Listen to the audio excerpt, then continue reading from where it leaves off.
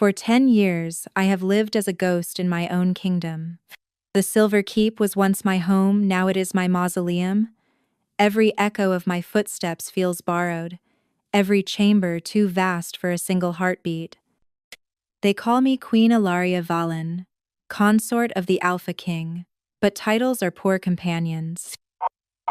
My name is spoken only in whispers now, like a memory that still lingers in the corridors but no longer belongs to the living. There was a time when my scent filled these marble halls, when Kale's presence burned through them like sunlight through frost. Now, only the cold remains. 10 years have passed since his touch. 10 years since the bond between us, branded by the moon's fire, turned from promise to punishment. The mark on my collarbone still glows faintly in the dark. A ghost light, stubborn and cruel. It should have faded long ago, the way unfulfilled bonds eventually do. But mine never did. The healers call it a phenomenon. The priestesses call it divine retribution. I call it what it is, proof that the gods have a sense of humor. Every morning I wake before dawn, not out of discipline but because sleep refuses to linger in a bed where warmth once lived. My chambers overlook the northern cliffs, endless snow, endless silence. Below, the wolves of the palace guards change shifts, their howls cutting through the dawn. I watch them sometimes, envy their simplicity. They know who they belong to. They know who would bleed for them. No one bleeds for me. When Kyle returns from the wars, the palace trembles with life. The soldiers sing of victory. Servants rush through the halls, preparing banquets to honor their triumphant king. The city erupts in celebration, wine flows, and the moon is praised for her chosen son. But none of it touches me. I am neither wife nor widow, neither claimed nor released. I exist in a purgatory of gold and silence. Prade. The courtiers have long since stopped pretending. When I enter the great hall, they bow out of habit, not loyalty. I hear the gossip when I pass, I always hear it. She still wears his crest, one whispers. She must hope he'll remember her, says another. And then, the one that cuts deepest of all. He took another after the war, the shadow priestess from the Eastern Front. They say she sleeps in his chambers now. I do not confirm or deny. I have learned that silence is its own armor. The council still addresses me as Your Majesty, but I see the pity in their eyes. They know what I am, the untouched queen, the forgotten mate. Position. The political truce wrapped in silk. Sometimes I wonder if Kale still dreams of me. The mark suggests he must, though dreams are a poor substitute for love. The bond between us hums faintly still, like an old melody too stubborn to die. I feel it most when I walk the corridors at night, that invisible tether that binds me to the man who no longer looks my way. A phantom ache, pulsing low in my chest. My wolf stirs restlessly beneath my skin, her instincts wounded and directionless. He's alive, she reminds me. Then let him live, I whisper back. I am done dying for him. But I am not done, not truly. Because no matter how I lie to myself, I feel him when he enters the keep, even from the farthest tower. The air changes. The servants' laughter sharpens, their steps grow cautious, and my pulse betrays me before reason catches up. It's as if my heart remembers what my pride refuses to. Once, he was everything. The warrior who conquered the northern realms. The Alpha whose name made even the old gods bow. The man whose touch could silence the chaos in my mind. I believed in him the way others believed in divinity, until the day he decided that love was his greatest weakness. He told me once, the night before the coronation, a king cannot afford softness, Ilaria. I had smiled then, young and naive, thinking he meant the world, not me. But when the wars came, he proved his words. He built an empire on power and distance. I became an ornament proof of alliance, not affection. And yet, the bond refused to die. There are nights when I wake to the phantom sensation of a hand at my throat. Not cruel, just familiar. I still smell his storm scent in dreams, that blend of smoke and pine. My body remembers every touch he withheld, every word he didn't say. The moon did not bind us for convenience. She bound us because she thought we were eternal. She was wrong. Or perhaps she knew something I didn't. Because lately, when I look at the mark faintly burning under my skin, I feel something different. Not longing, not grief, but warning. As if the bond is stirring again. As if somewhere, across this castle of ghosts and wars, the man who forgot me has started to remember. And my wolf, traitorous as ever, lifts her head and whispers into the dark, "He's coming." The palace has always known how to celebrate what it does not understand. By dawn, the banners of the Silver Keep had been changed, my crest, the moon of unity, replaced with the blazing wolf of conquest. Flowers lined the marble steps where soldiers once knelt to bless their queen. Now they honor another. The servants moved through the corridors like ghosts of memory, draping scarlet instead of silver, laughter trembling under the weight of obedience. It was the renewal ceremony, the Alpha King's commemoration of victory after a decade of war. But this year, there was more than triumph to be honored. There was a woman, the one who stood beside him on the battlefield, the one who, they whispered, had done what his own queen could not reach him. The courtiers called her the victory mate. I did not know her name. I had never needed to. My summons came sealed in gold and ash. Her Majesty, Queen Ilaria Valen, is required by decree to attend the renewal ceremony at dusk. Her presence shall honor the continuity of the crown. There was no signature, no note, not even his mark, just the weight of a command disguised as courtesy. I stood by the window as the carriages rolled through the gates, each carrying nobles dressed for the occasion, their jewels catching the sunlight like sharpened laughter. My reflection stared back at me, pale, still, ageless in grief. I had not aged in the decade of his absence.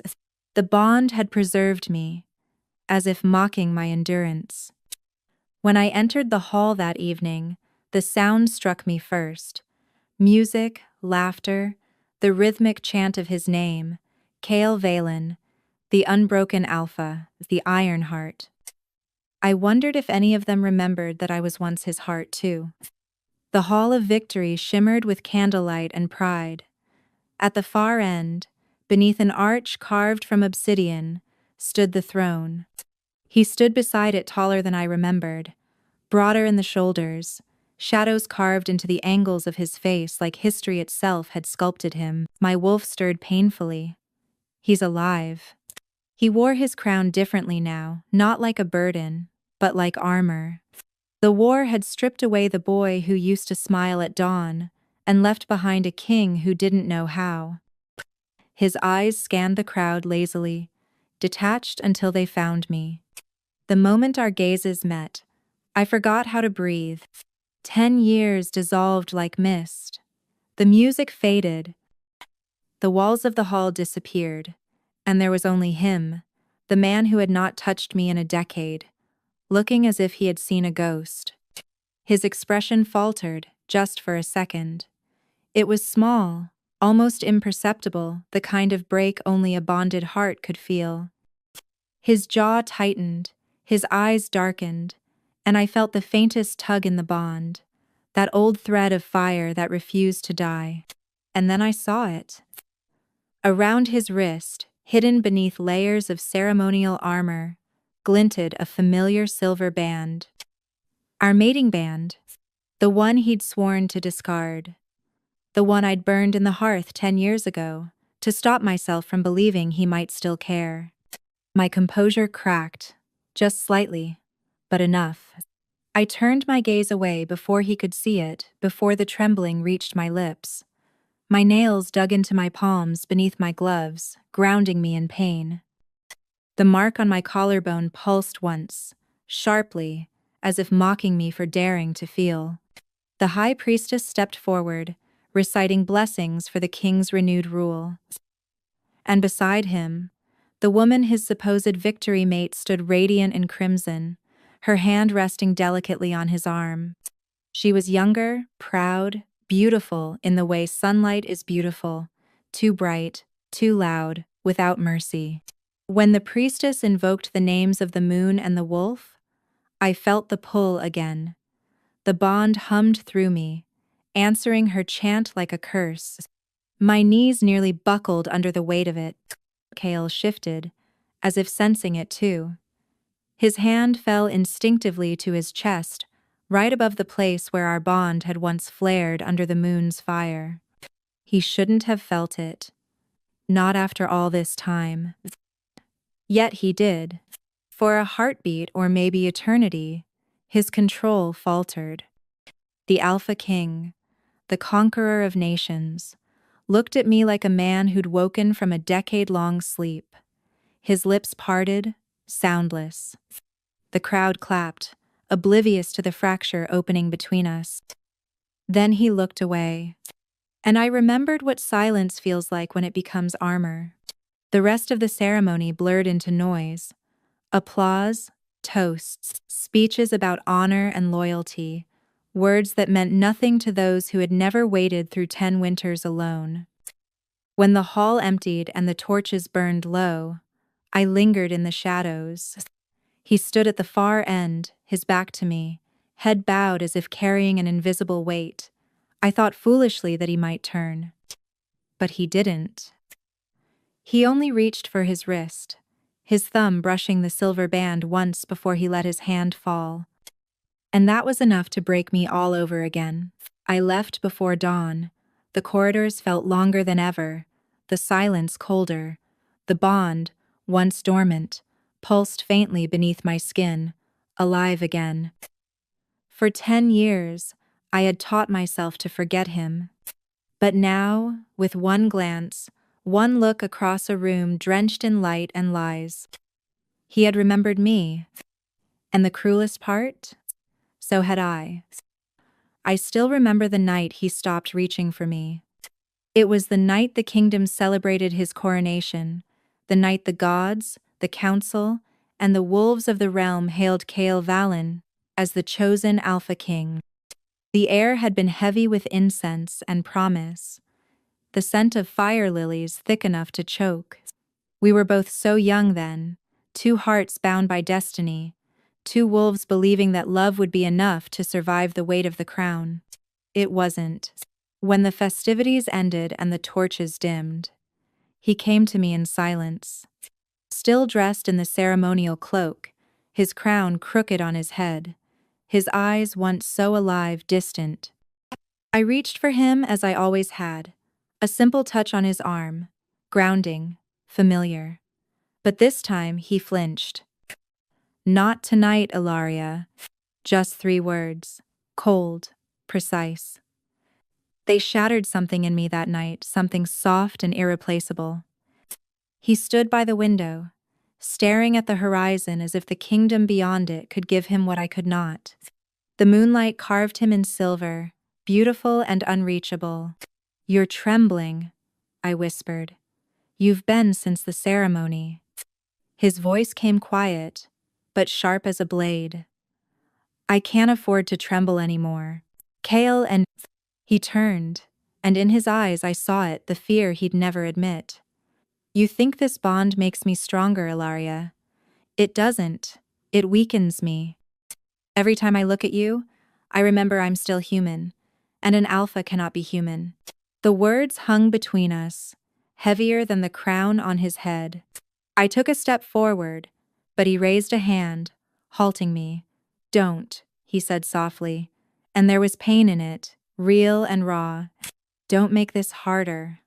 The mark on my collarbone burned that night, wild and alive, begging him not to say the words he was about to. He did anyway. I release you from the bond.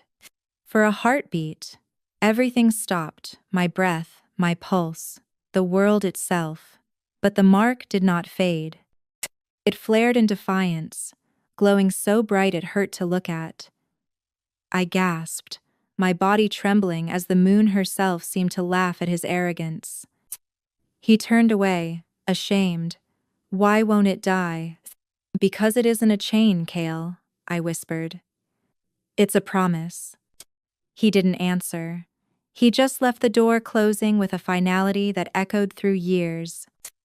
Now, a decade later, I stand in the same chamber. The walls haven't aged, only I have. The world calls him unbreakable, the Alpha King, who tamed nations, who led his armies through flame and ruin. But I know better. Beneath the steel, beneath the glory, there's still a man afraid of love, afraid of what it makes him remember. They say his heart turned to stone the day he ascended the throne. I know when it truly happened, the night he chose power over peace, fear over tenderness. The night he let me go, yet never truly did. Because despite his command, despite his rejection, the bond never severed. It lived in defiance of him, of everything his lineage taught him to believe. And perhaps that's the cruelest part. He built an empire to forget me, but his own body betrayed him. Even now, Kale hides the mark that never faded, a small scar over his heart, faintly silver, faintly alive. He conceals it under armor, under robes of state, beneath the weight of crowns and glory. But I know because I feel it too, that pulse between us, steady as a second heartbeat. They tell me he dreams restlessly, that sometimes, in the depths of night, the guards hear his wolf stir, that he calls a name in his sleep, one he never speaks when he's awake. My name, Thilaria. I wonder if he wakes ashamed or relieved. If he tells himself it's just a dream, a trick of the bond that refuses to die. Or if, in those quiet moments before dawn, he presses his hand over his chest and feels what I feel, the burn of something he tried to kill but couldn't. I used to think that made us cursed. Now I think it makes us bound not by the gods, not by the moon, but by the very thing he feared most: love. Because even kings can't conquer what they deny in themselves. And Kyle, for all his might, has spent 10 years fighting a ghost only he can hear. Sometimes, I wonder if he'll ever stop running. Other times, I think he already has in his dreams, in his sleepless nights, where my scent still lingers and my name still tastes like mercy. And though I'll never say it aloud, not to the council, not to the servants, not even to the wind that carries his howls across the cliffs, I still feel it too, that wound beneath his crown, the one neither time, nor pride, nor distance could heal. There are places in the palace where his voice cannot reach. The lower courts tucked behind the marble colonnades, and the smoke-stained infirmary halls belong to me. They always have.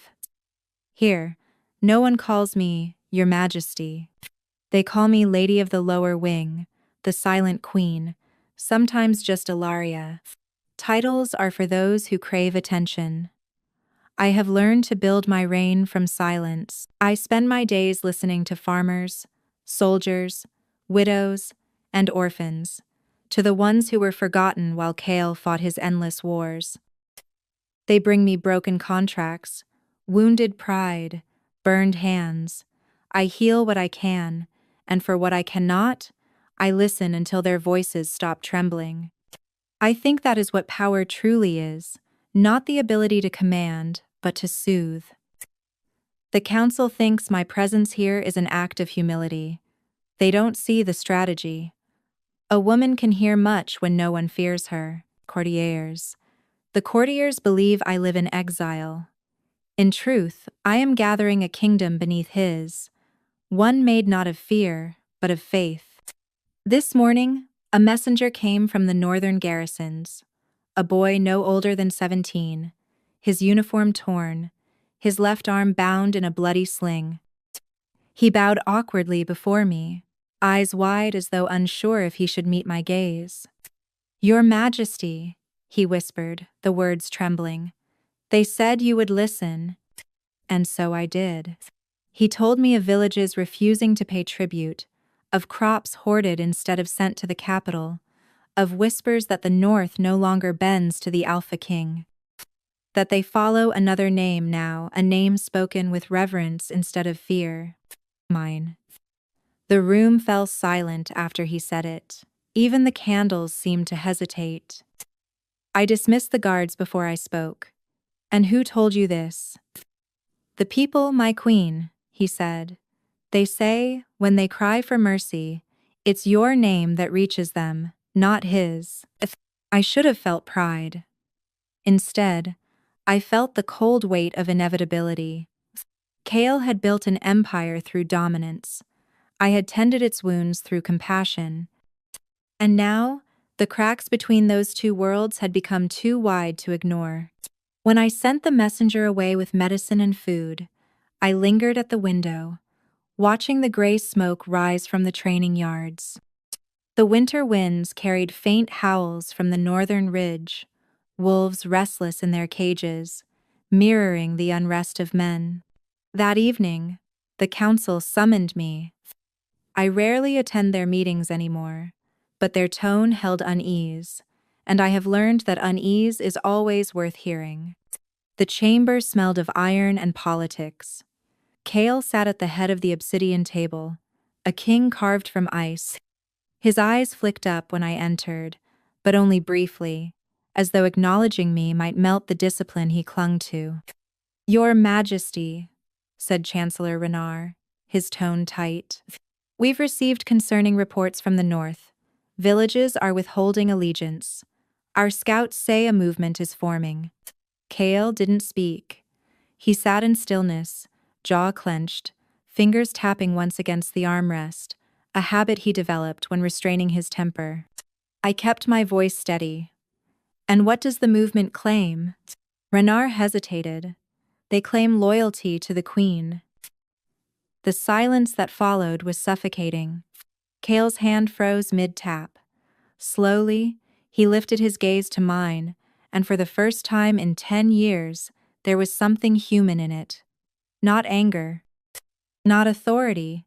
Fear. "They use your seal," Renard continued nervously. "Your crest appears on letters, supplies, even banners. Whether they act with or without your command, they believe they do so in your name." Kale rose then sudden, deliberate, the chair scraping against stone. "Leave us." The council scattered like startled birds, leaving only the two of us. He didn't look at me at first. His voice came low, strained. "Do you know what it means when a kingdom speaks your name more than its king's?" "Yes," I said quietly. "It means they remember who listened." His eyes snapped to mine, cold and wounded all at once. "You think I don't listen?" "You listen to loyalty," I said, "not to pain." For a moment, neither of us moved. The fire behind him flickered, shadows clawing up the walls, like echoes of what we once were, two wolves circling something neither could name. Then he spoke softer than I expected. "They call you the Queen of Silence." Plast. "I know." He exhaled, running a hand through his hair. "And I thought silence was what I wanted." There was something in his tone, not regret exactly, but the awareness of it, the kind that comes too late. He looked at me like a man, seeing the ruin of his own choices. And for the first time since the wars began, the Alpha King seemed afraid. Not of rebellion, not of losing the throne, but of losing the one thing he had already thrown away me. And though my heart ached to see him like that, I did not move toward him. Because love, once silenced, learns to speak only through distance. The moon has a cruel sense of timing. Tonight, the kingdom celebrates her feast, the night of true bonds. Every decade, under her fullest light, the moon chooses which ties will endure and which will wither. Lovers renew their vows, mates reaffirm their oaths, and every wolf in the realm feels her pulse through the blood. It is a sacred night, a merciless one. I hadn't attended a moon's feast since the year Kyle and I were bound. That night, his hand had trembled against mine, as the light seared through our skin, marking us as one. The memory feels like something belonging to another lifetime, and yet, tonight, the mark hums again beneath my skin as though it remembers for me. I tell myself it's imagination, some cruel trick of memory.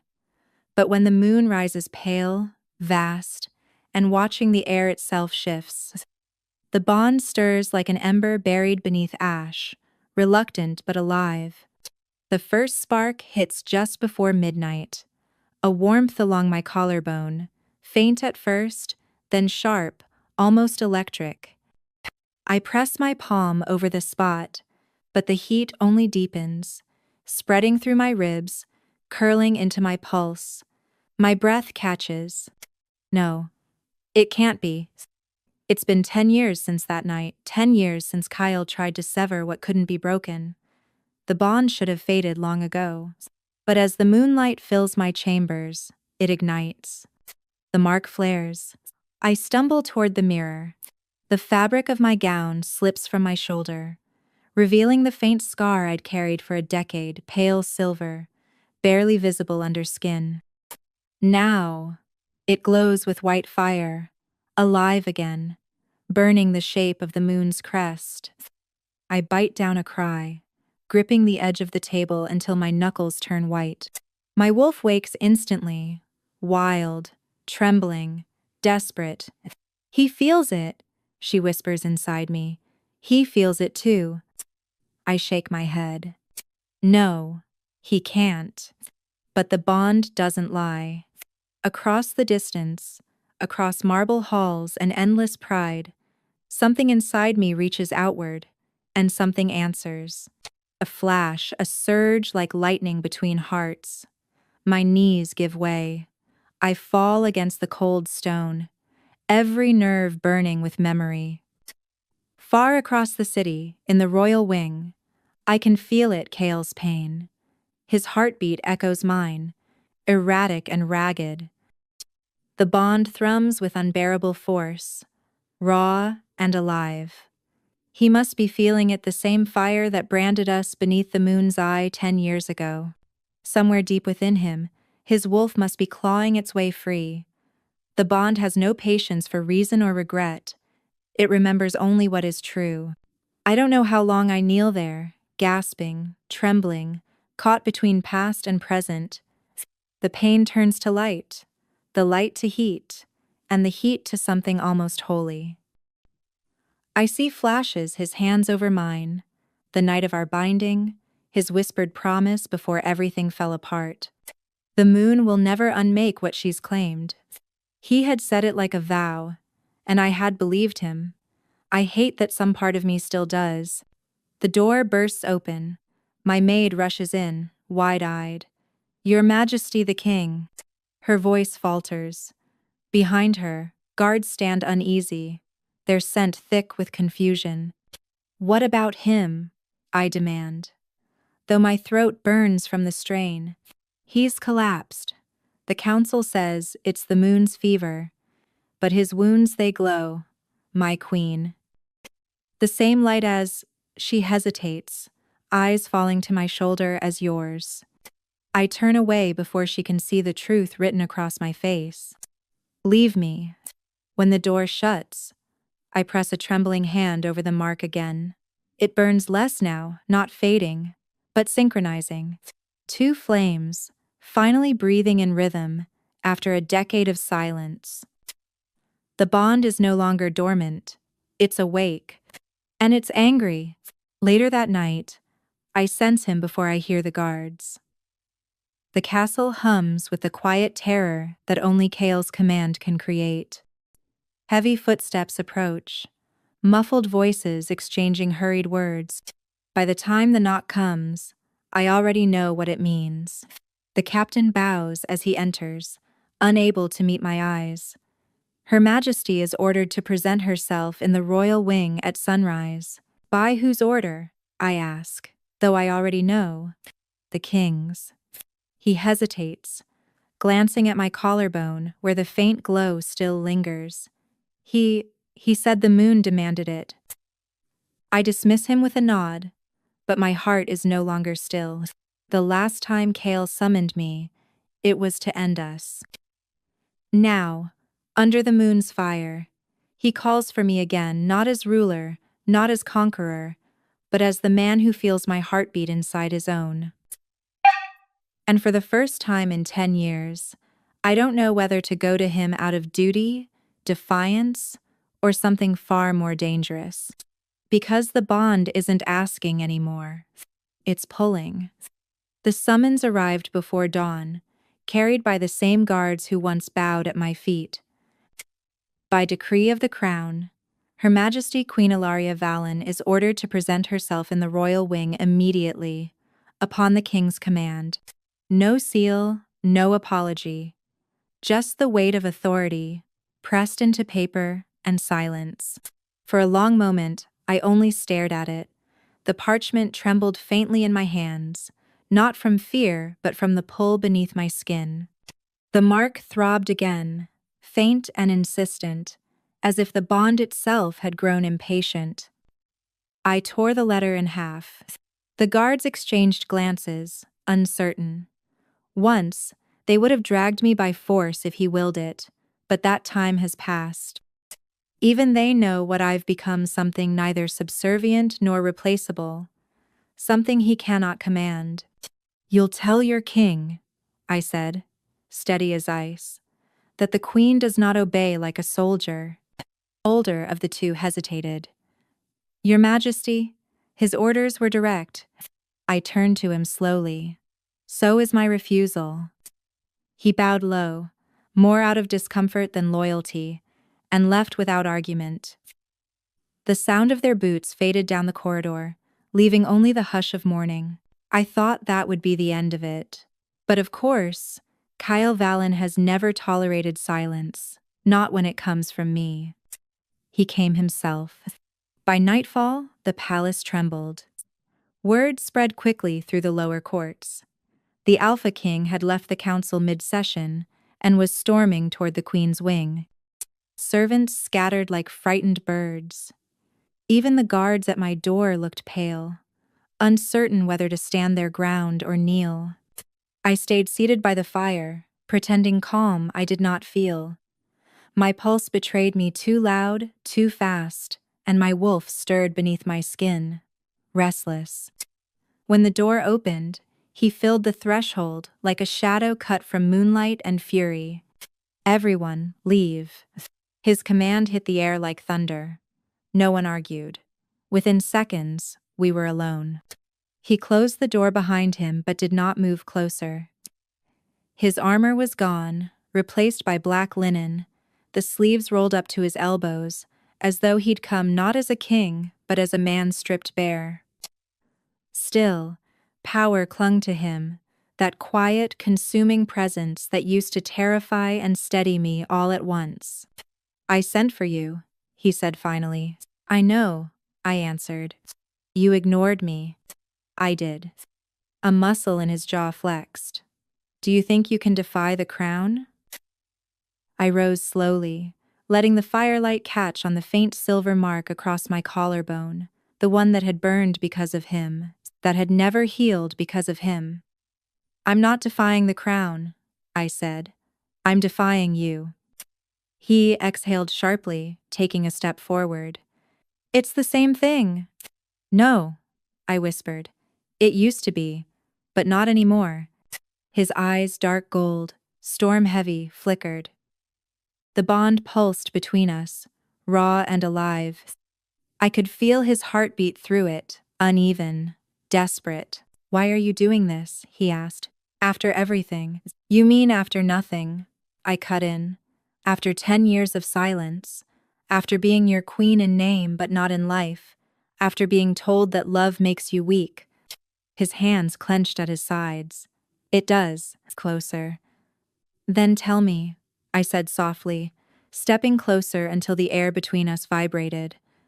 Why do you look at me like this now? He didn't answer. His chest rose and fell too quickly, and I saw the truth in his silence, the same ache, the same hunger, the same years of denial. Finally, he broke. His voice cracked like something inside him had splintered. Because the silence is killing me. For a heartbeat, I almost forgot how to breathe. The fire hissed quietly beside us, throwing shadows against the walls. He looked nothing like the king the world feared. The conqueror, the wolf of iron, all gone. Before me stood the man who had once trembled on our wedding night, the one who had held me like I was his salvation, not his undoing. And for a moment, I almost pitied him. Almost. But pity isn't love, and forgiveness isn't duty. I lifted my chin, forcing my voice to remain steady even as my pulse threatened to betray me. You should have thought of that, I said quietly, before you killed us. And the words landed like a blade, clean, final. He flinched, the faintest tremor passing through him, and for the first time, I saw him look away. The Alpha King, who never bowed, could not meet my gaze. Power sieve. The silence between us stretched not peaceful this time, but sharp as frost. Then, without another word, he turned and left, the door closing softly behind him. I stood there long after he was gone, my hand pressed over the mark that still burned beneath my skin. It pulsed once, not in pain this time, but in warning, because something had changed tonight. For 10 years, Cale Valen had been the king of silence, but now the silence belonged to me. Chaos does not arrive with thunder. It slips quietly through the cracks, pride leaves behind. By the time the snow began to fall over the Silver Keep, the kingdom had already started to rot from the inside. Assassination attempts in the capital, treaties dissolving like ink in rain, and noble houses turning their allegiance to whoever promised safety from the crumbling crown. Everywhere I went, I could taste the fear beneath the civility, that sharp, metallic scent of desperation. And beneath it all, one whisper kept spreading like wildfire through the courts. The Alpha King has lost the moon's favor. The bond is unfulfilled. The queen is untouched. The wolves are turning restless. They weren't entirely wrong. The mark still pulsed on my skin like a living wound, but it no longer sang. It throbbed dully, like a heart that refused to stop beating out of sheer spite. I had not seen Cale since that night, the night he came to my chamber, demanding obedience and leaving with humiliation instead. Since then, he had buried himself in councils and war rooms, pretending to rule while the realm unraveled around him. But even in his absence, I felt him everywhere. His presence bled through the corridors, through the men who still feared him, through the shadows that never fully left his name. And yet, every time I entered the infirmary or the lower courts, their fear softened into something else. Hope, perhaps. The soldiers still wounded from the border. Wars came to me for healing, not command. The farmers came to me for mercy, not order. The orphans, the ones left behind by his endless wars, learned to smile when I passed. They called me the queen who listens. Cale once told me gentleness was a weakness, that softness had no place beside a throne. But I've learned that softness, when carried long enough, becomes steel. And now, as the palace crumbled under political fracture, it was my softness that kept it standing. I saw him again after nearly a month, not as a king addressing his court, but as a man observing from shadows. It was the night after an assassination attempt on the northern envoy. The wounded had been brought into the lower hall. I knelt among them, sleeves rolled, hands blood-stained. My wolf helped where my words could not, steadying hearts, stitching flesh, easing pain. The healers worked silently beside me, but I could feel his gaze long before I looked up. Ale stood by the archway, watching. His armor was still half-fastened, the emblem of his crown dim beneath the torchlight. His expression was unreadable, but his eyes, gods, his eyes were raw. For years I had longed for him to look at me. Now that he did, I wished he wouldn't. Because what I saw there wasn't just sorrow, it was jealousy. Jealousy of every wounded soldier who met my gaze and whispered thank you, of every soul who bowed to me not from fear, but from love. Of every moment I existed beyond his control. When our eyes met, the air shifted. The hall seemed to shrink until there was nothing but the two of us and the ghosts between us. He turned away first. Always first. Later that night, when the castle had gone quiet, I heard him before I saw him. The low growl of his wolf echoing through the stone corridors, not of rage, but of longing. I found him in the training yard, under the pale light of the moon, shirt discarded, hands braced against the cold stone wall, as if holding himself upright required all his strength. His breath came ragged. The mark on his chest, the one that matched mine, glowed faintly through sweat and skin. He didn't notice me at first. He was fighting something only he could hear. His wolf, restless, desperate, clawing to surface. When he finally turned, his eyes were not human. Ilaria, he rasped. My name broke from his throat like a prayer. You shouldn't be here. Neither should you, I replied softly. Siomaris. He laughed bitterly, dragging a hand through his hair. You think I have a choice? It's inside me again? The bond, the moon's curse. It won't let me rest. It's not a curse, I said. It's what you tried to kill. His jaw tightened. And yet it still lives, like everything I failed to destroy. He looked away, his voice breaking. You heal strangers, but not me. I took a breath, steady but shaking. You never asked to be healed, Kale. You asked to be obeyed. He flinched at that. For a moment, silence hung between us, fragile and unbearable. Then, quieter, almost as if he didn't mean for me to hear it, he whispered, My wolf still kneels for you, every night. The confession hit me harder than any command ever could. But I didn't move toward him. I couldn't. Because I knew the truth buried inside his words.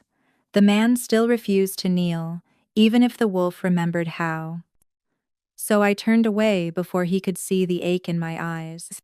Behind me, I heard him whisper my name again, not as a king, not as an alpha, but as something far more human.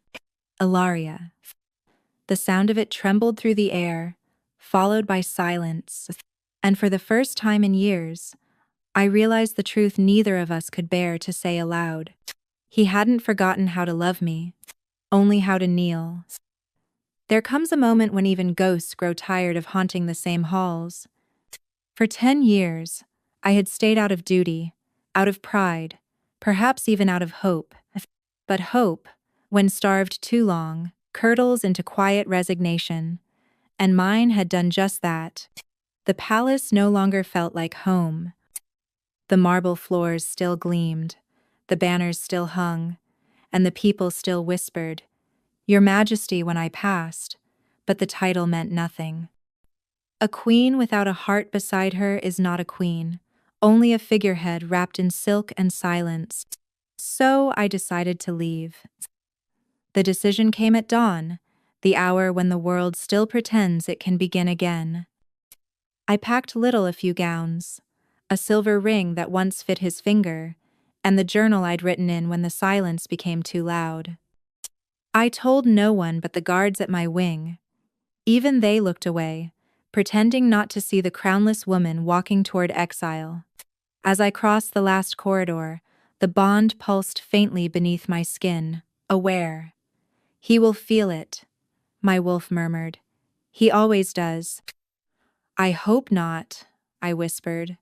This time I want him to feel nothing. But of course, the moon never listens to liars. By the time I reached the palace gates, the courtyard had gathered a quiet storm of movement. The guards stood rigid, glancing at one another with the nervous energy of men caught between oaths. The gates were open, the horizon spilling its silver light like an invitation. Freedom. I took one step forward, then another. Power. Ilaria. His voice cracked the air like thunder. I froze. Kale's presence hit before I saw him. That old, unmistakable power, the command that made even the air tremble. But when I turned, what approached was not the invincible Alpha King the world revered. It was a man unraveling. He strode across the courtyard, cloak half-fastened, eyes dark with something that looked too much like panic. The guards bowed instinctively, but he didn't spare them a glance. His focus was only on me. Where do you think you're going? His voice was sharp, but the edges frayed. Anywhere but here, I said quietly. You won't have to hear my silence anymore. His jaw tightened. You can't just walk away. I already have. He moved closer. You belong to this kingdom. I met his gaze. No, I belong to us. And you killed that kingdom yourself. Something flickered behind his eyes. Pain, disbelief, maybe both. You think leaving will fix what's broken? I think staying will keep it that way. The mark beneath my collarbone burned faintly, reacting to the storm gathering between us. Around us, the court began to gather nobles, guards, servants drawn by the gravity of what they sensed was about to happen. The moon was still high, pale, and pitiless. Kale's voice dropped, quieter now, raw. Don't do this. Then give me a reason to stay. He hesitated, and that hesitation was the answer. So I turned back toward the gate. But I hadn't taken more than 3 steps before the world shifted. The air rippled. The ground itself seemed to vibrate with his wolf's energy, the aura of an alpha losing control. I stopped, not out of fear, but because the power of it made the air hard to breathe. Ilaria, please. That word please from his mouth almost undid me. When I faced him again, his expression was no longer regal or cold. It was broken. His shoulders trembled, his hands clenched at his sides as if holding himself together required willpower alone. Then, before the eyes of the court, before the nobles who would spin this moment into legend or scandal, the Alpha King did what no one believed possible. He fell to his knees. The sound of it armor striking stone echoed through the courtyard like the shattering of a kingdom. Gasps rippled through the onlookers, but Kale didn't hear them. He was no longer a king. He was just a man, pair. For 10 years, he said, voice shaking. I ruled a kingdom, but never myself. He looked up at me, eyes gleaming under the cold light. I beg you, Ilaria, teach me how to be the man my wolf remembers. The bond between us ignited, fierce and alive, flooding my senses with the memory of what once was the scent of fire lilies, the warmth of his hand, the vow beneath the moon's gaze. But I did not move toward him. He knelt. I stood. And for the first time in our long and tangled history, the balance of power shifted. The courtiers waited for my reaction, expecting tears, a touch, perhaps even forgiveness. But my heart was not made for spectacle. I looked at the man before me, proud, broken, and begging, and I spoke with a calmness that cut deeper than any cry. Rise when you remember who you're kneeling for, the queen you buried, or the woman you lost. He flinched. The crowd held its breath. And then I walked past him, not as a runaway, but as someone finally free enough to be followed, behind me. His voice trembled through the courtyard once more, low, reverent, and fractured. Ilaria. This time, I didn't turn. Because the man who once believed love was weakness was finally learning what it meant to kneel, and I was finally learning how to stand. Pain. They say truth is a kind of fire. It burns what it touches, but what survives the flame becomes something purer. I had walked away from the courtyard that night without looking back, but the image of Cale on his knees haunted me like a brand. For 10 years, I had begged the moon to let him feel what I had felt, to make him understand loss the way I had lived it. Yet when it finally happened, it didn't feel like victory. It felt like the beginning of something I had sworn I'd never face again. He sent no guards this time, no summons written in royal decree. Only a single line, scrawled in his hand. If you want the truth, meet me where it all ended. The royal chapel. I almost didn't go, but the bond beneath my skin pulsed, steady and demanding, like a heartbeat knocking from inside a locked door. So I went, not for him, but for the ghost of us that refused to die.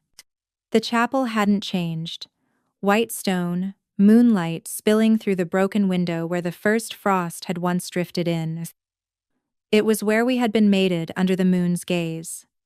And later, where I had come alone to mourn a man still living. Cale stood by the altar, the candlelight catching in the silver of his hair. He wasn't wearing armor. No crown, no cloak. Just a simple black tunic, and the weight of years between us. You came, he said quietly. I didn't come to forgive, I replied. He nodded once, as if he'd expected that, then come to understand. I walked closer, each step deliberate, until the scent of him, cedar and storm, reached me again. Then start speaking, I said. Hi. For every year you kept me in silence, you'll give me truth. His throat worked. Ask me, Princess. Why did you abandon me? He exhaled, slow and ragged. Because I thought loving you would destroy me. Then you should have let it. He flinched, but didn't look away. You don't understand, my father. Your father's dead. Don't give him your tongue again. His jaw tightened. He's not dead where it matters. His curse lives in me, in every word I was raised on. Love weakens the bloodline. An alpha must conquer, not crave. Those were the first lessons I learned. And you believed him. I tried not to, he said, voice breaking. But the night I took you as my mate, I felt it, the bond, the pull, and I was terrified of what it would make me. You were the first thing that made me want to kneel, and I didn't know how to live with that. So you ran. I burned, he said hoarsely. Everything. The bed, the vows, the scent of you. I set fire to the room where you waited for me. Not because I hated you gods, never that, but because I hated myself for wanting you so much I could barely think. I thought if I destroyed the memory, I could destroy the weakness. My heart twisted, slow and cruel. And did it work? He closed his eyes. No. The fire died, but the bond didn't. I woke every night with your scent in my lungs, your voice in my head. My wolf howled for you, but I buried him too. I stood in silence. The same silence that had once condemned him, now wrapped around us like smoke, not to punish, but to judge. He looked up then, eyes glistening with a kind of vulnerability I had never seen in him. I told myself I could live without you. That ruling alone was strength. But I've come to understand I didn't rule at all. I hid. He took a step closer, then stopped, as if afraid his nearness would break something sacred. I feared that if I touched you again, I'd never stop, and that terrified me more than any enemy I've faced. The room felt too small, the air too heavy with everything unsaid. I swallowed hard. And whom did you love in my place? No one, he said. Not the women they said I took. Not the ones they offered. They were smoke, I touched them. only to remember what fire felt like. But none of them burned like you. The truth hurt. Not because it was cruel, but because it was real. For a long while, I said nothing. The silence stretched, trembling under the weight of all we'd become, a queen forged from pain, a king stripped of pride. Two wolves who had forgotten how to speak without wounding. He looked down, almost defeated. Say something. I did not speak. Instead, I stepped closer, one slow, deliberate step at a time, until we stood within the same breath. I could feel his heart hammering through the mark on his chest, the one that had never faded. Then, for the first time in a decade, I touched him. My hand found the place over his heart, the same place my mark mirrored on my own skin. The heat beneath my palm was staggering, the bond leaping alive like lightning meeting earth. His breath caught, sharp and reverent. "Ilaria," he whispered. "This," I said softly, "isn't forgiveness. It's truth. And truth, Kale, is always the first fire." He closed his eyes, trembling beneath my touch. Not as a king, not as an alpha, but as a man finally learning how to burn without destroying. And for the first time in 10 years, the silence between us didn't hurt. It healed. It began with thunder. Not the thunder of storm clouds, but the kind that comes from inside walls, from betrayal wrapped in steel. Kale and I had been in the council chamber when the first explosion shook the palace. The chandeliers trembled, the flames in the sconces flickered, and then came the screams, distant at first, then near. A messenger burst through the doors, blood on his face. "Your Majesty, the Western Gate treachery." Kyle was on his feet before the man finished. "By whom?" The messenger hesitated, his gaze darting to me. "The Concubines' clan. The House of Rhine. They've brought soldiers through the merchant tunnels. They think—" He didn't finish. He didn't need to. They thought the king was unguarded, that the queen had weakened him, that love, once more, was his downfall. Kale's voice turned to steel. "Seal the gates, evacuate the courtyards, and find her." But she wouldn't be found, not until she was ready to be. Betrayal has a way of finding its own hour. By the time we reached the Great Hall, fire had already licked up the columns. The scent of smoke mingled with blood, a metallic heat that clung to every breath. I could hear the clash of blades, the snarl of wolves shifting, the distant toll of warning bells. The air burned. The world itself seemed to fracture. Kale turned to me, his eyes glowing with that same fierce light I once mistook for wrath. "Stay behind me," he said. I almost laughed. "I think you forget which of us was trained to heal wounds and which of us keeps causing them." He gave me a look sharp, helplessly fond, and then we were moving, side by side. The first wave of soldiers came through the shattered door. Their armor bore the Rhine crest, a coiled serpent devouring its own tail. They had once sworn loyalty to Kale. Now, they shouted for his death. Kale met them head-on. He was no longer the man kneeling in the courtyard. He was the wolf that had conquered kingdoms. Every strike, clean, lethal, unhesitating. But it wasn't just his battle. When one of the soldiers lunged toward him from the flank, I moved without thinking. My wolf rose through me, fierce and silent, silver eyes burning. I caught the attacker by the throat, the mark on my collarbone flaring like a second moon. We fought as one. Not king and queen, not Alpha and Luna, just Kale and Ilaria, the bond alive, pulsing, radiant. When his blade swung, I followed. When my wolf struck, he shielded. The world narrowed to instinct and fire, and the rhythm of our shared heartbeat. Somewhere between the chaos, I heard him call my name not as command, but as plea. "Ilaria." And then I saw it, the arrow. It cut through the smoke, black-feathered, poisoned, meant for him. I didn't think. I moved. Pain bloomed white-hot across my ribs as the arrow buried itself deep. The sound that tore from him wasn't human. His wolf broke through completely, shattering the last remnants of restraint. He caught me before I fell, his arms wrapping around me, pulling me against his chest as the hall burned around us. His hand pressed against the wound, trying to stem what could not be stopped. "Stay with me," he said, voice hoarse, trembling. "Do you hear me, Ilaria? Don't you dare." "I told you," I whispered, the taste of smoke on my tongue.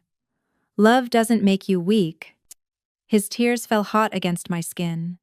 He lifted me, carrying me through the fire, through corridors collapsing into ash. The palace, our prison, our home crumbled behind us. The world glowed red and gold and ruinous. He stumbled once, knees buckling under both our weight. But he did not stop. His wolf howled beneath his skin, lending strength to a body already breaking.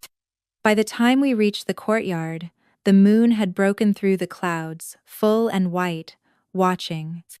The surviving soldiers stood frozen at the sight of their alpha king, carrying his dying mate, his face streaked with blood and grief.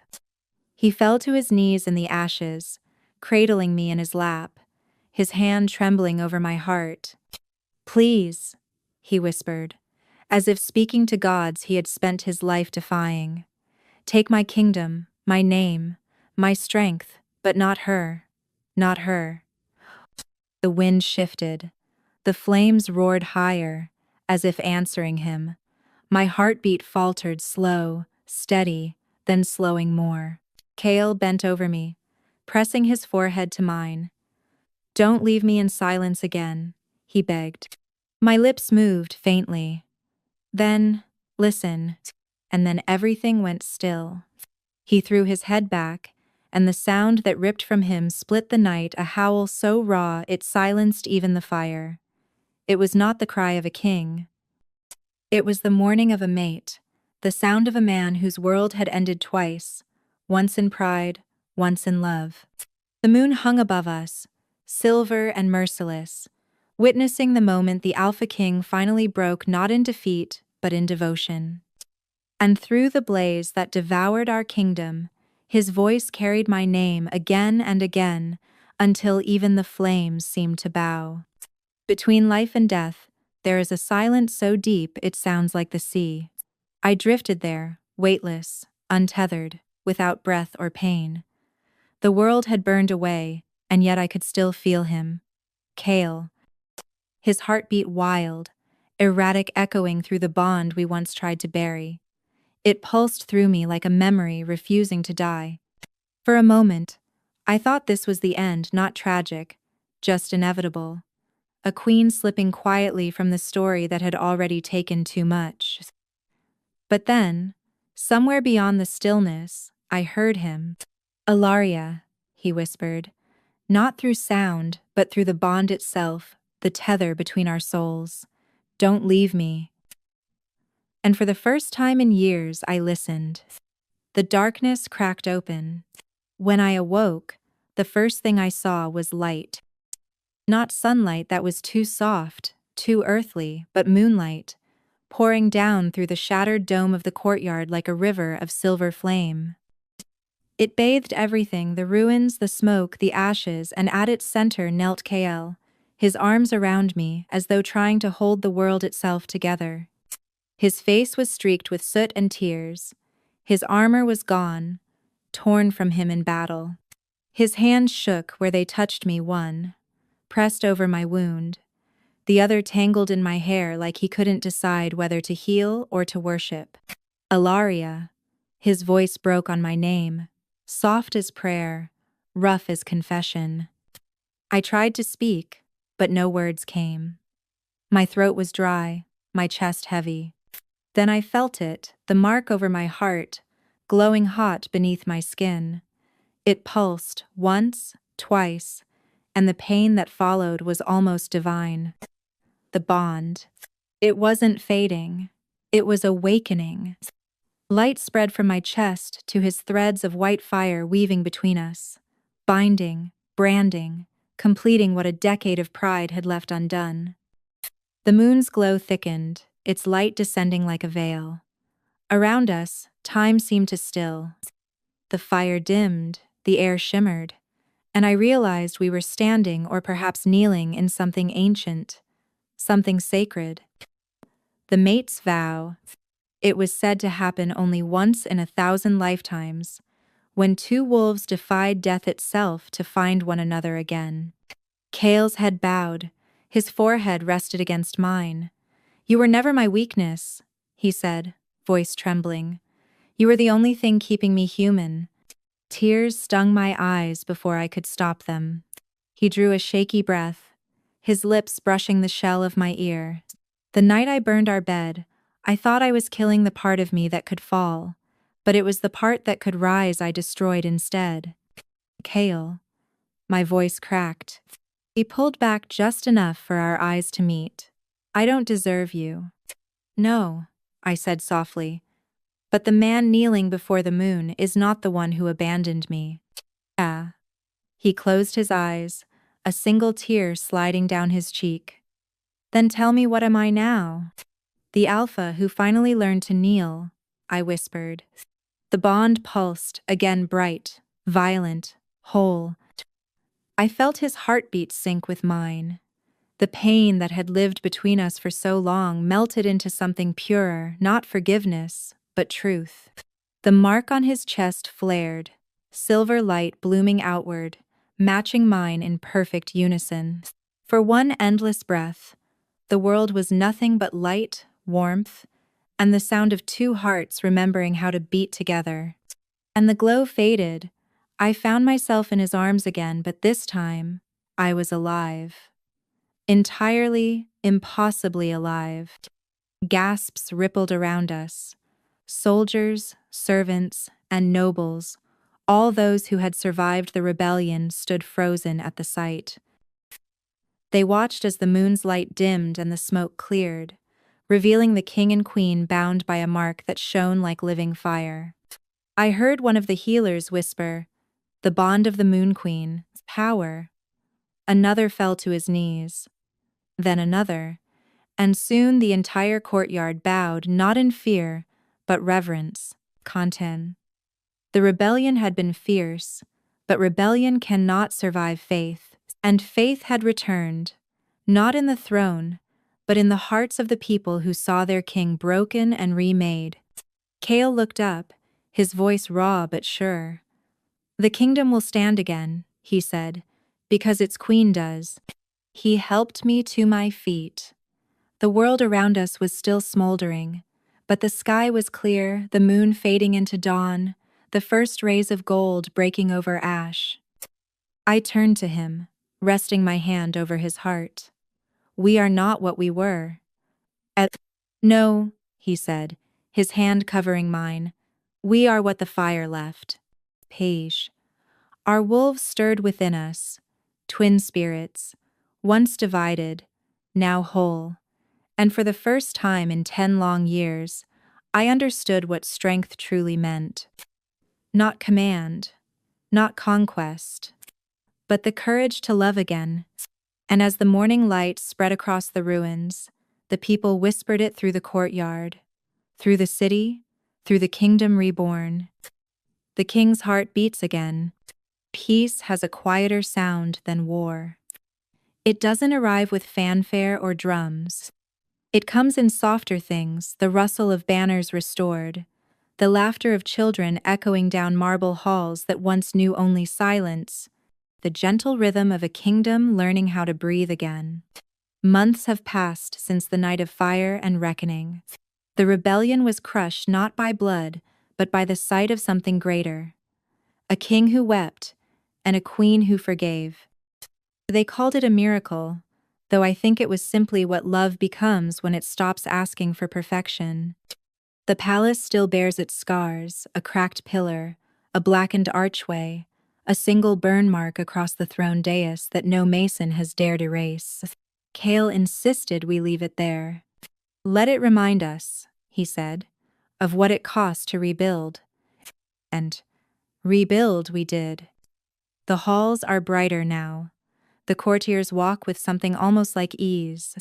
The wolves of the northern packs have sworn loyalty anew, and trade routes that once ran red now hum with life. Power. The kingdom thrives not through conquest, but through steadiness, through hands that no longer strike first, but hold firm. I no longer wake alone.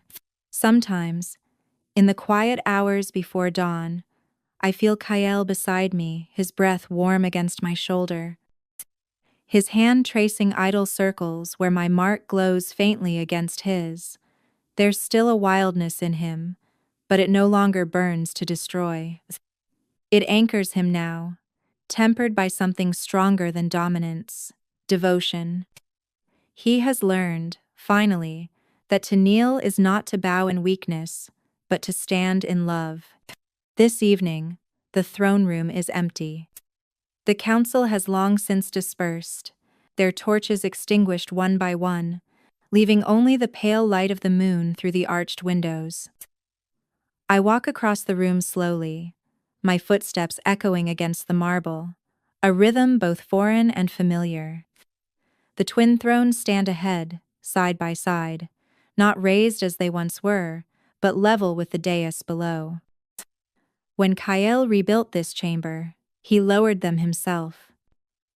No one should have to look up to serve, he told me. Only across. He stands there now, alone, gazing at the moonlight spilling over the thrones. When he turns to face me, I see the years that have passed in the quiet lines near his eyes, the softened strength in his posture. The Alpha King, the man who once ruled through silence and fear, now carries his crown like a vow, not a weapon. He smiles faintly. You still walk like a queen inspecting her fortress. It's not a fortress anymore, I say. It's a home. He laughs, the sound low and steady. And a kingdom that listens to its queen. I tilt my head. Its king listens too these days. He takes a step closer, closing the space between us. For a long moment, neither of us speaks. The silence is not the old kind, not the suffocating stillness of distance, but a shared one, gentle and alive. When he finally moves, it is slow, deliberate. He lowers himself one knee against the marble floor, the other bent, his head bowed. For a heartbeat, my breath catches. The sight is familiar and entirely new. Not a king brought low by guilt, but a man bowing freely in love. Kael, I whisper. He looks up at me, eyes shining beneath the moon's glow. Once I knelt in shame, he says softly. Now I kneel in gratitude. The words settle between us, heavy and beautiful.